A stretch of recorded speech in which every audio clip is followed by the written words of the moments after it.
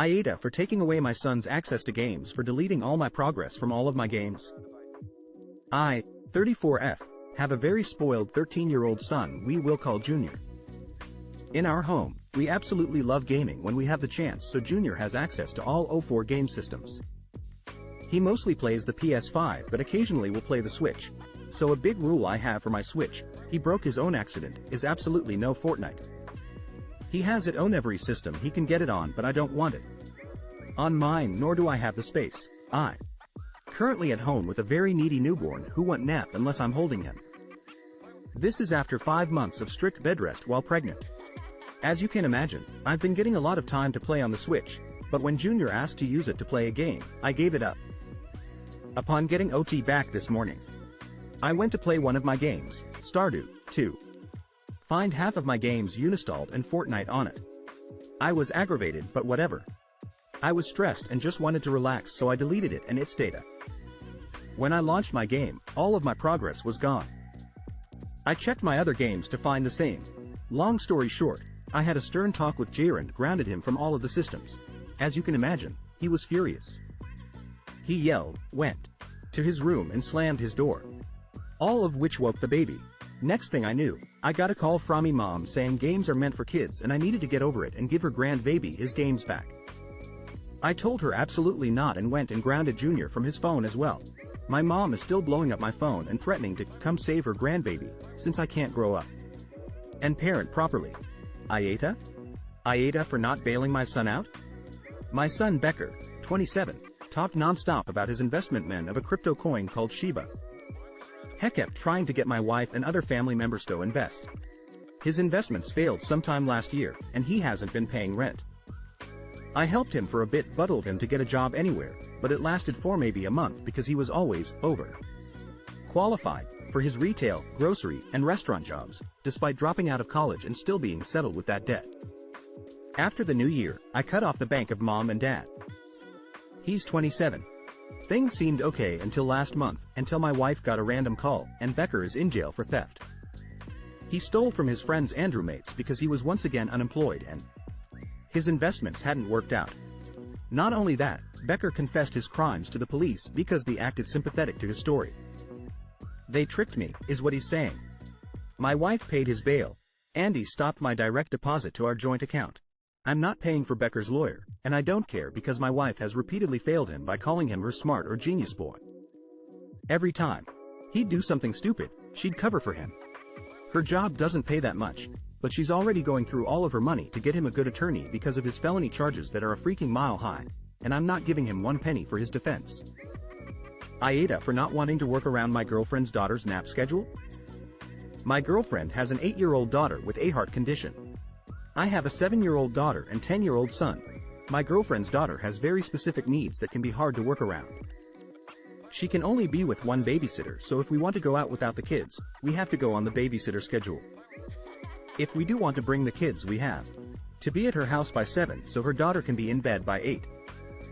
Day trips are nearly impossible because Shay takes a 2 to 3 hour nap at 12, so we either have Toby driving for those 2 to 3 hours, we have to leave after she wakes up, or we have to get a hotel, motel, Airbnb for her to take a nap. Yes, we've actually done this before. Then there's all of the hospital stays to work around too. She stays in the hospital for 2 nights every 14 days. I only have 50-50 custody of my kids, so it's very hard to get the kids together because of all of this. Sure, we can go to Build-A-Bear, the indoor playground down the street from her house, or out for ice cream, but you can only do that so many times before the kids get bored of it. I've been trying to plan a weekend trip to an amusement park for so long, but she wants to make USALL work around her daughter's nap schedule. The amusement park doesn't open until 10, but we'd have to leave at 11:30 so she could go back to the hotel for her daughter to take a nap. We could go after she wakes up, so we'd probably get in at around 3:30, but the water ride's close at 5, so my kids would only get to ride 1, maybe 2 water rides. Then another couple regular rides before we'd have to go back for her daughter to go to bed. She wants to do something that would be more accessible to her daughter. She can't go on the bigger rides or water slides, and her having to take a nap would take a lot of time from the rides and games, like the beach, and rent a place where we can do things in the house instead of having to go out all the time, but my kids really want to do the amusement park trip. I eventually told her we're going to do the amusement park. She and her daughter are welcome to join, but we won't be leaving early for naps or an early bedtime. She says I'm dismissing her daughter's needs, but I think she's refusing to take anyone else's needs into account. Edit. My girlfriend just texted me that since I'm unwilling to compromise and find an accessible activity that everyone would enjoy, she booked a last-minute 7-day cruise for herself and her daughter so the kids and I can do whatever the UCKWE want, but she won't have any part in it. AITA for telling my brother's new girlfriend he's not a pharmacist but a pharmacy technician? My brother is a pharmacy technician. He does everything in his power to purposely be deceptive and word everything about his job to seem like a pharmacist instead of a tech. He will do everything except directly say he's a pharmacist. If someone asks what he does for work, he says, I work in pharmacy, and that's it. If they actually know the different roles and they ask, oh, are you a pharmacist? He'll get uncomfortable and say, no, I'm a tech. If people refer to him as a pharmacist, he lets them. He only ever corrects if they ask directly. I've visited him at work once, and if someone asks a question about their medication, that's he's not legally allowed to answer, he'll word it as, I'm not sure, let's find out. He will never say, I'll get the pharmacist for you.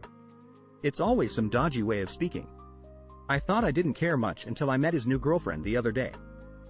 We were at dinner and she kept referring to him as a pharmacist. I finally corrected her and said, why do you keep calling him a pharmacist? He's a technician. Dinner got quiet and later he texted me saying I should just mind my own business and it's not his fault people name his career incorrectly and heckan't be bothered to correct them. I feel like I'm in the right because he's purposely being deceptive. Am I the Asshole? Should I have minded my business? AITA for telling my stepkids to stop hanging off their mom? I will be the first to admit that I grew up in Avery, hands-off type of family. There was no hugging, snuggling or anything of the sort. So when I met my wife and saw her 3 kids love on her so much, it did make me incredibly uncomfortable. But that was a me issue and I just checked myself into therapy and worked through it. Now the kids are like this with me and sometimes it's still hard, but it doesn't make me nearly as uncomfortable as it did.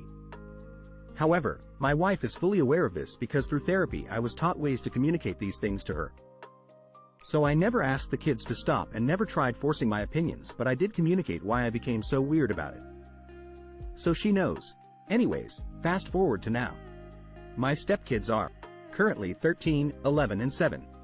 All of them are still very much so snuggly kids and easily wrap my wife up on the couch 4 times a day. The only issue I currently have is that my wife is currently pregnant. High risk. They have her on bed rest and she's only 16 weeks. I simply do not like how rough the kids seem to be with her. Though they might not actually be super rough, but it seems like it to me and I'm worried about my wife and my unborn child. Like my 7-year-old stepson will still lay on his mother's chest, granted he also is a small kid and has some ailments, ASD and odd. I don't want him laying on his mother's chest. Or the 2 older ones will lay beside her but like, half on her.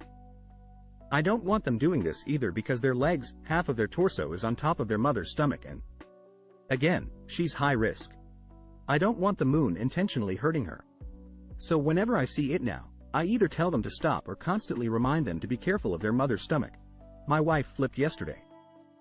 She never snaps but she absolutely did this time and told me quite bluntly to shut my ucking mouth, because if my attitude makes it so her kids stop snuggling her, she will never forgive me. Insists she is fine and if she wasn't she would say something. It's been tense here.